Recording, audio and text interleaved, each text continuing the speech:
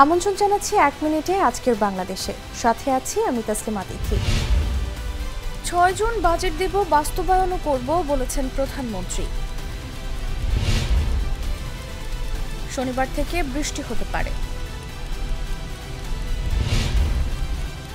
ঢাকায় ১০ তলা থেকে পড়ে প্রাণ গেল ৩ শ্রমিকের। কুকি চীনের নারী শাখার প্রধান সমন্বয়ক আকিম বম গ্রেফতার। ডিমের হালে ৫৫ টাকা কমেনি সবজির দামও। ব্রডব্যান্ড ইন্টারনেটের সর্বনিম্ন গতি ২০ Mbps, শীঘ্রই নীতিমালা। চৌদ্দগ্রামে নিয়ন্ত্রণ হারিয়ে বাস খাদে নিহত ৫।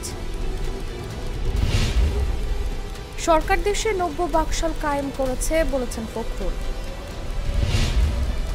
বিএনপি পাকিস্তানের দালাল হয়ে জনগণকে অত্যাচার করত বলেছেন আইনমন্ত্রী। এখানেই শেষ করছি ১ মিনিটের আজকের বাংলাদেশ। ধন্যবাদ সবাইকে।